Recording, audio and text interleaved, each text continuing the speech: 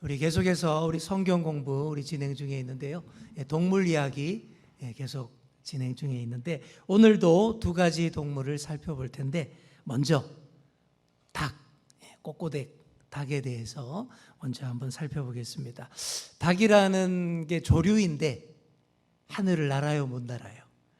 안 날죠, 그죠? 못 나는 건지 안 나는 건지 하늘을 날지는 못하고 땅에 발을 디디고 살아가는 애매한 그런 새입니다. 사람 곁에 늘 가까이 있고 또 익숙한 동물이죠. 무엇보다 우리 닭 그러면 저는 항상 양념치킨이 생각납니다. 우리 한국 치킨이 또 세계적으로 최고라 그러지 않습니까? 양념치킨, 그죠? 우리 민족이 옛날부터 이 닭백숙, 삼계탕 이런 귀한 손님이 올 때 닭 요리를 정성껏 대접을 했었습니다. 그리고 이 닭은요, 새벽의 도래를 알리는 믿음직한 전령이었습니다. 나라마다 밤낮이 다르죠. 시차가 다 있죠, 그죠? 새벽 시간대가 다 다른데 하나님은 닭에게 반드시 자기네 새벽에 울어 제낄 수 있는 본능을 하나님이 부여해 주셨습니다.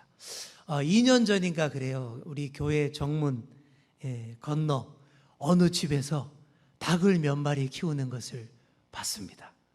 집 앞에다가 대충 간이 닭장을 만들어 놨더라고요.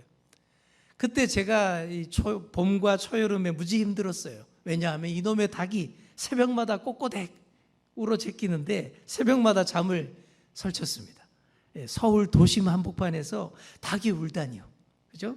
근데 닭이 커갈수록 울음소리가 점점 더 커지는 거예요. 근데 이웃 사람들이 다 좋은 분이었나 봐요. 아무도 항의를 안 하는지 한동안 새벽마다 이 닭소리가 몇 달 동안 그치지 않았고, 그래서 그 소리에 새벽에 잠이 깨곤 했어요. 그러다가 닭소리가 그쳤습니다. 언제 그쳤을까요? 초복이 지난 그날 닭소리가 딱 그쳤어요. 삼계탕으로 들어갔나 봐요. 그 뒤로 새벽이 조용해졌습니다. 아마 이웃 사람들도 아마 그랬나 봐요. 이웃 사람들에게 초복까지만 참아달라, 막 그 소리 듣고 참아줬던 것 같습니다. 하나님이 닭에게 새벽에 울어서 세상을 깨우줄 수 있는 그런 본능을 허락해 주셨습니다. 밤에 항상 깨어 있어야 했던 파수꾼들, 그리고 양을 치던 목자들에게 닭 울음소리가 세상에서 제일 반가운 소리예요. 제일 기다리는 소리고 사모하는 소리, 사랑하는 소리. 왜요? 어둡고 불안한 밤이 이제 다 갔고 새날이 밝았음을 알리는 신호였기 때문입니다. 이스라엘 성전에서도 그랬어요. 성전에서 이 희생제사라는 것이 이 새벽 닭의 울음소리와 함께 번제단을 청소하는 것으로 시작됐습니다. 성전이 없는 오늘날 유대인들은 이 기도로서 희생제사를 대체를 합니다. 성전의 하루가 새벽닭 소리와 함께 번제단 청소로 시작된 것처럼 유대인들은 이른 아침에 일어나서 이 새벽에 마음을 정결하게 하는 축복 기도를 올림으로써 하루를 시작합니다. 이때 인공적인 알람 소리보다 이 자연적인 천상의 알람인 새벽닭 소리를 듣고 시작하라, 이렇게 유대교에서는 많이 권면을 합니다. 성경에도 보시면 이른 아침 시간을 영적인 활동으로 시작하도록 권면을 합니다. 시편에 이런 말씀이 있어요. 시편 5편 3절 함께 읽겠습니다. 시작. 여호와여, 아침에 주께서 나의 소리를 들으시리니 아침에 내가 주께 기도하고 바라리이다. 아멘. 언제든 기도하면 좋지만 시편에 보시면 이른 아침에 기도하는 소리를 하나님이 들으신다라는 표현이 많이 나와요. 바로 이 본문이 새벽 기도 권장하는 공식 지정 본문이에요. 유대인들은 하루의 첫 시작, 새벽닭과 함께하는 그 시간이 영적으로 굉장히 중요하다라고 그렇게 생각을 했고 강조를 했고, 많은 일들이 새벽에 기도함으로 응답받는다라는 사실을 강조를 많이 합니다. 아브라함이 100세에 낳은 아들 이삭을 하나님께 제물로 바치기로 결심했던 것도 바로 이른 아침 시간 깊은 기도로 시작했을 때입니다. 자, 우리 창세기 22장 3절 함께 읽겠습니다. 시작. 아브라함이 아침에 일찍이 일어나 나귀의 안장을 지우고 두 종과 그의 아들 이삭을 데리고 번제에 쓸 나무를 쪼개어 가지고 떠나 하나님이 자기에게 일러 주신 곳으로 가더니. 아멘. 자, 여기 보시면 아침에 어떻게 해요? 일찍이 일어나라고 시작을 합니다. 아브라함이 새벽 기도를 드리고 중대한 그 놀라운 결단을 했다라고 유대인 학자들은 다 그렇게 해석을 합니다. 그리고 여러분, 닭 하면 떠오르는 인물, 절대 빼놓을 수 없는 인물 있죠? 누구죠? 예수님의 수제자 베드로입니다. 예수님께서 십자가 죽음을 얼마 앞두고 있는데도 제자들이 계속 졸고 있고 깨어 있지 못했습니다. 그걸 보고 예수님께서 누차 강조하셨어요. 졸지 말고 깨어 기도하라. 계속 권면했습니다. 지금 이럴 때가 아니다 라고 그 밤에 계속 예수님이 절박하게 제자들을 일깨우셨어요. 그리고 수제자 베드로에게는 이렇게 말씀하셨습니다. 네가 새벽닭 소리가 나기 전에 네가 3번 나를 모른다 부인할 것이다. 그때 베드로가 펄쩍 뛰면서 절대 그럴 일 없을 것이다 라고 단호하게 말했지만 결국 그 말씀대로 다 됩니다.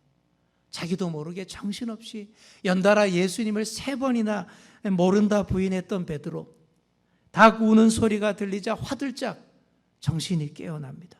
예수님 말씀이 생각나고요, 그의 머리를 쳤고요, 그때부터 베드로의 대성통곡이 시작이 됩니다.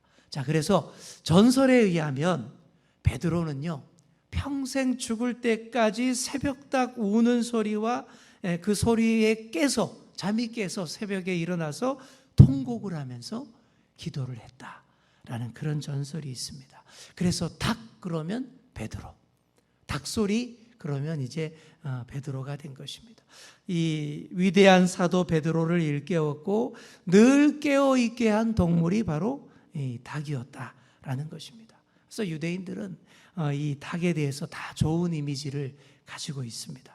이 탈무드에 보시면 임신부가 꿈에서 닭을 보면 남자아이를 출산할 징조다, 그렇게 말을 해요. 그리고 또 꿈속에서 암탉을 보게 되면 멋진 정원과 기쁜 일이 생길 것으로 해석을 했습니다. 여러분, 닭꿈 많이 꾸시기 바랍니다. 그죠?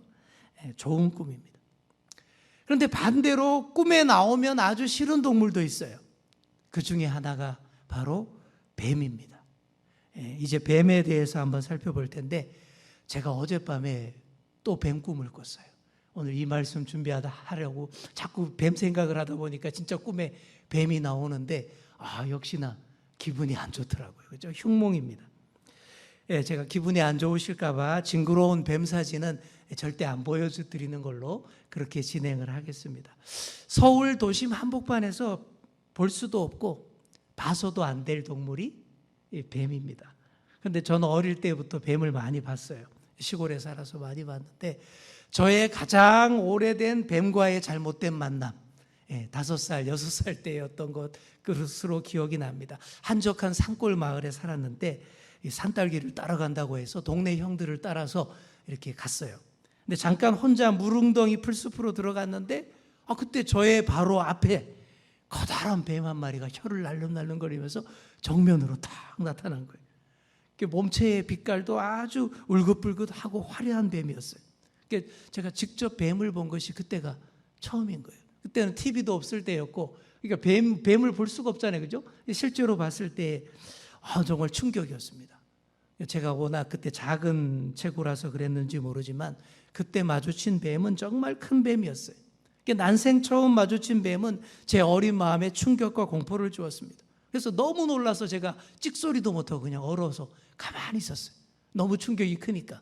그랬더니 이 뱀이 그냥 봤는지 못 봤는지 그냥 지나가 버리더라고요. 정말 큰일 날 뻔했습니다. 제가 성인이 되어서도 그런 충격적인 만남을 한 번 더 가졌습니다. 군대 갔을 때 뱀을 많이 봤는데, 한 번은 산 위에 올라가서 이 참호와 벙커를 만드는 그런 진지 공사를 하다가 너무 지쳐가지고 땅바닥에 그냥 비스듬히 누워서 잠시 쉬고 있었습니다. 그때 제가 입고 있던 그 상의는 이제 추리닝복인데, 이 지퍼가 이렇게 3분의 1만 여기까지만 딱 내려오는 그런 추리닝복이었는데, 근데 있다 보니까 가슴 쪽에 느낌이 뭐가 이상해서 뭐 이상해서 딱 내려다 봤더니 뭔가 이상한 게 제 품 안에서 꿈틀거리는 거예요. 자크 안에서. 이게 조그만 해서 제가 지렁인가 보다라고 생각을 하고 내려다 봤는데 새까만 뱀인 거예요. 작은 뱀 한 마리가 열어놓은 지퍼 사이로 들어와가지고는 내가 뭐가 그렇게 포근하고 좋은지 그냥 가슴께에 딱 있는 거예요. 그때도 너무 놀랐지만 당황하지 않고 요령 있게 이렇게 옷으로 살살 이렇게 해가지고 딱 쪄서 밖으로 내보냈더니 고참들이 까치독사라 그러는 거예요. 새끼라 그러는 거예요. 까치독사 새끼. 뭐 정확하게는 모르겠지만 까치독사는 맹독의 독사인데 그죠? 또 큰일 날 뻔한 거예요. 그죠? 정말 제가 이렇게 독사와 밀접 접촉했던 그런 사람입니다. 그 경험은 모두 충격과 공포였어요.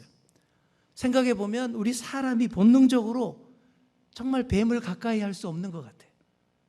본능적으로 다 그렇지 않습니까? 그죠? 요즘은 물론 뭐 뱀을 애완용으로 키우는 분들도 있지만 아주 극소수이고 대부분의 사람들은 이게 본능적으로 뱀을 이렇게 좀 멀리할 수밖에 없는 것 같아요. 우리 그리스도인들에게 뱀은 아시잖아요, 그죠? 최초의 사람 아담과 하와를 유혹한 사탄의 상징입니다. 그래서 뱀을 다 혐오하게 된 거예요. 정말 뱀은 부정적인 모습으로 성경에 아주 많이 나옵니다. 일단 그 뱀의 치명적인 독과 날카로운 이빨, 사람들이 다 두려워하죠. 이런 구절들이 있습니다. 자, 시편 140편 2절 3절. 그들이 마음속으로 악을 꾀하고 싸우기 위하여 매일 모이오며 뱀같이 그 혀를 날카롭게 하니 그 입술 아래에는 독사의 독이 있나이다. 예레미야서 8장입니다. 여호와의 말씀이니라.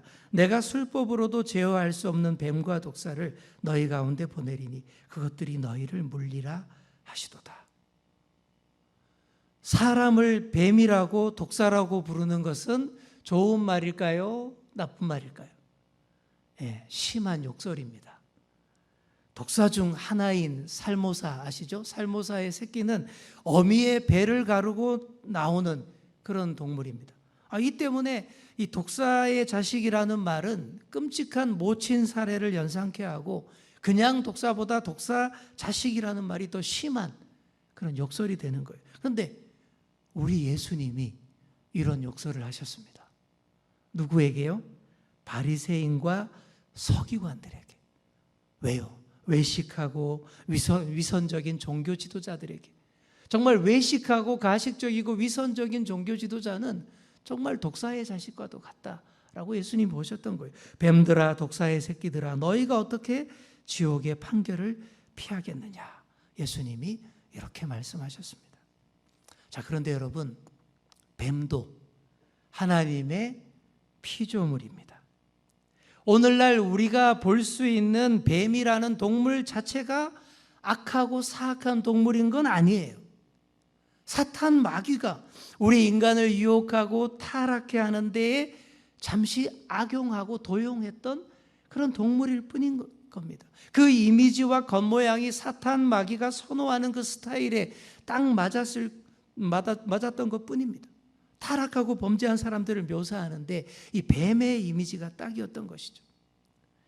오래전에 어느 산속의 작은 기도원에 답사를 갔던 적이 있었습니다. 그런데 그 기도원을 안내하시고 관리하시던 어느 여자 권사님이 그런 얘기를 하더라고요. 자기는 매일 산기도 올라가는데 산기도 가다가 기도하다가 뱀이 보이기만 하면 길을 쓰고 끝까지 쫓아가서 죽인다라는 거예요. 왜 그러냐? 그게 사탄이라는 거예요. 자신의 기도를 방해하고 영적으로 위협하는 사탄의 권세라고 생각해서 그렇게 한다라고 말하는 거예요. 근데 여러분, 제가 그 얘기 들으면서 속으로 좀 이런 생각이 들더라고요. 정말 그럴까요?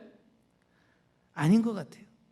너무 보수적이고 근본주의적인 신앙에 사로잡혀 있는 거예요. 그냥 산에 서식하는 뱀일 뿐입니다. 그죠? 또 자기 영역에 있는 거예요. 그죠? 사람이 그리로 올라간 거지 뱀이 내려온 게 아니잖아요. 원래 서식지, 자연보호, 생태계보호 차원에서 지혜롭게 피해 다니고 그래야지 그게 사탄이라고 무지막지하게 폭력을 행사하고 죽이고 이러는 것, 이게 전혀 별로 아름다운 신앙인의 모습이 아닌 거예요. 뱀들이 그럴 거예요. 왜 자꾸 우리 보고 자꾸 그러냐고, 그죠? 난 에덴 동산에 그 뱀과 전혀 상관없어 아마 그렇게 말할지도 모릅니다. 실제로 제가 어릴 적에 읽었던 동화책에 그런 얘기가 있더라고요. 여러분 권정생 선생 아시죠? 강아지똥 이런 작품을 쓴 유명한 아동문학가이신데 그분 동화집에 그런 얘기가 나오더라고요. 예. 아기 구렁이를 향해서 돌로 치면서 아이들이 막 소리 질러요. 하와를 유혹했던 사탄이야 그러면서 죽으라고 막 돌을 던져대고 밟아대는데 죽어가면서 아기 구렁이가 하는 말이 난 아니야 그런 적 없어 라고 말하는 그런 동화, 어릴 때 읽으면서 충격을 받았던 적이 있습니다.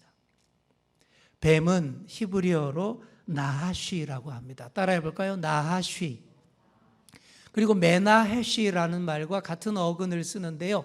이 메나헤쉬라는 말의 뜻은 점치는 것, 예언, 직관적인 인지 능력, 이걸 나타내는 동사입니다. 그래서 성경에서 점친다라는 동사를 딱 찾아서 확인해 보면 뱀이라는 단어랑 똑같은 단어를 쓰고 있어요. 메나헤쉬라고 나와 있습니다. 그러니까 원래 뱀이라는 동물은 아주 지혜로운 동물이고 예언과 점을 치는 상징의 동물이었다라는 얘기예요.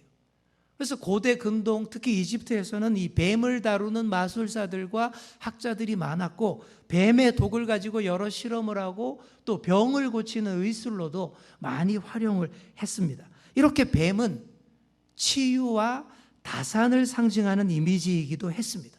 이런 것들이 뱀의 가장 긍정적인 그런 모습인 겁니다. 예수님도 제자들더러 이런 말씀하신 적이 있죠. 제자들이 복음 들고 세상에 내보낼 때에 뱀처럼 지혜롭고 비둘기같이 순결하라 그랬습니다. 순결하라 그랬습니다. 마냥 비둘기같이 온순하고 착하기만 해서 되는 게 아니라 때로는 뱀의 지혜도 필요하다라고 예수님이 말씀하셨던 것이죠. 그래서 뱀의 가장 긍정적이고 괜찮은 모습은 바로 이거예요. 지혜 그리고 치유. 바로 그런 상징으로도 볼 수가 있는 것입니다. 그 치유의 뱀 이야기가 성경 민수기 21장에 나와요. 여러분 아시죠? 출애굽한 이스라엘이 계속 하나님과 모세에게 불평하며 애굽으로 다시 돌아갈래라고 불평불만을 터뜨릴 때에 하나님께서 불뱀떼를 보내서 불평하는 백성들을 물게 하셨습니다. 많은 사람들이 죽게 되었어요. 그런데 그 치유법 역시 뱀이었습니다. 노스로, 구리로 불뱀 형상을 만들어서 저렇게 장대에 높이 달아놓고 그것을 쳐다보면 낫게 되리라. 그렇게 말씀하셨어요. 민수기에 나오는 이 불뱀은요, 이스라엘 남부지방에 많이 사는 카펫 독사일 것이다 라고 그렇게 얘기를 합니다. 이 독사는 독성이 매우 강한데 그때 이스라엘이 통과하던 그 지역에 많이 이런 독사들이 많았다고 합니다. 그리고 그곳에서 발굴된 신전에서 실제 노스로 만든 뱀 형상이 많이 발굴이 되어서 모세의 구리뱀 사건을 잘 뒷받침해주는 그런 고고학적 발굴지가 되었습니다. 모세 당시에는 어떤 것의 형상이 그것의 위험으로부터 보호해 준다라는 그런 믿음이 있었어요. 그래서 쉽게 말해서 뱀이 우글거리는 지역을 지날 때는 뱀 모양의 부적을 차고 다니면 된다라는 그런 식이었다라는 것이죠. 실제로 노스로 만든 뱀 형상이 고대 근동 여러 곳에서 굉장히 많이 발굴이 됐어요.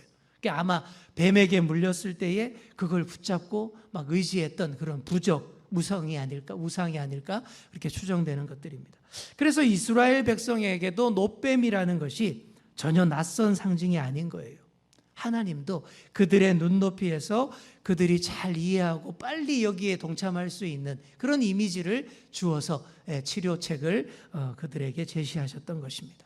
자, 그런데 진짜 치료의 효력은 하나님의 말씀에 순종해서 그 놋뱀을 쳐다보는 그 자체에 있는 거예요. 여러분, 놋뱀에 무슨 신비한 주술적인 능력이 있어서가 아닙니다. 오로지 하나님 말씀에 순종하여서 시키는 대로 눈을 높이 들어서 시선을 높이 들어서 뭐든 쳐다볼 때에 우리 하나님께서 구원해 주시고 은혜를 베푸신다라는 것입니다. 보다 더 중요한 신학적 해석은 그 장대에 높이 달린 놋뱀에서 십자가에 높이 달리신 예수님을 볼 수 있어야 한다라는 사실입니다. 여러분, 그게 핵심이에요. 그런데 사람들은 언제나 이 본질을 까먹거나 쉽게 왜곡시킵니다. 그래서 모세의 노뱀을 우상화해서 섬기는 그런 일이 벌어지죠. 그걸 느후스단이라고 하는 건데, 이게 만들어져서 오래도록 숭배 대상이 됩니다. 뱀 형상에 너무 몰입해 버리니까 정말 이 뱀이 사탄의 상징처럼 되고 마는 거예요.